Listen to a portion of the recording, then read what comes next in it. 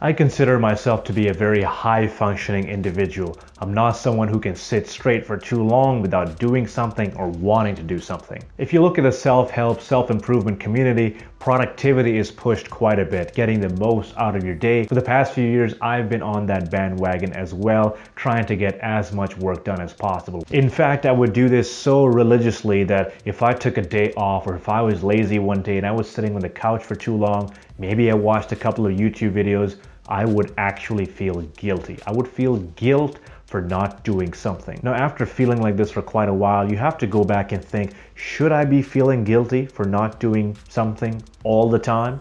Or is there power in doing nothing at all?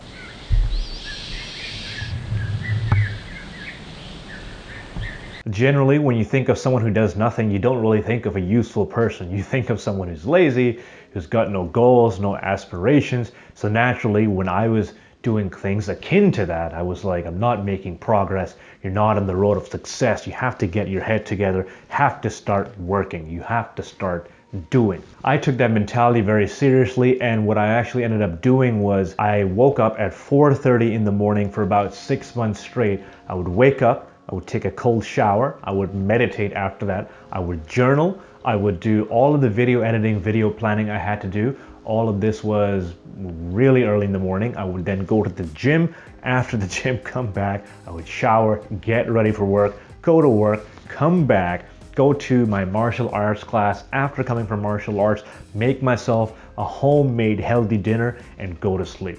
This is something I would do every single day for 6 months. Now, in my books, this was what success looked like: being disciplined, doing as much as you can, as often as you can. But the truth of the matter is, what happened was I just burnt myself out. I was doing too many things at the same time and just giving it too much attention, too much importance. I felt like if I miss out on one of these things on my routine, I'm just a complete failure. Now, in the midst of this, I was experimenting with meditation, and I actually came across the opportunity to go to a 10-day meditation retreat. It's a Vipassana meditation retreat.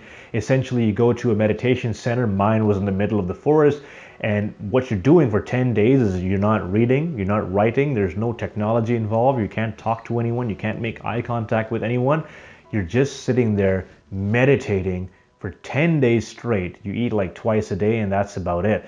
You just left with your thoughts and you have to do nothing. You can't do anything. This is a very painful thing to do, and it might sound very painful. Most of you might be saying, I can't do that for 10 days. I can't do nothing. I need to do work. I need to do this. How is that productive? I had those same exact questions. But in those 10 days, I learned so much about myself by not doing.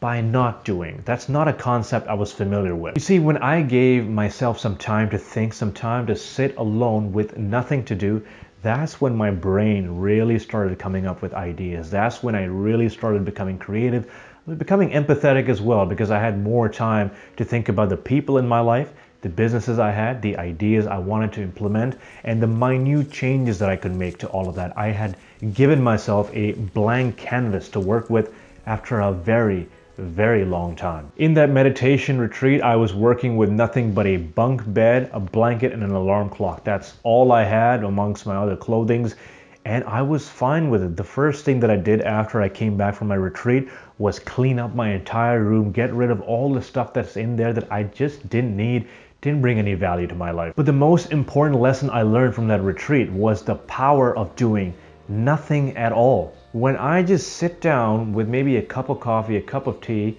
and just wait on the couch and just let my mind go, eventually some ideas come to my mind and I'm like, that's what I want to work at. That's my next video. This is what I should do today. This is what I should do tomorrow. And I started making a list of those things without actually doing it, because this time is just blocked for your mind to work and wander. And I feel like in our society now, we're so distracted, we have so much to do, we're grinding, we're hustling all the time, that we don't really give ourselves a break. I remember when I was a kid, I would come to the lounge and oftentimes I would see my grandfather just sitting in the lounge, the TV's turned off, he would just be staring into space for an hour and a half.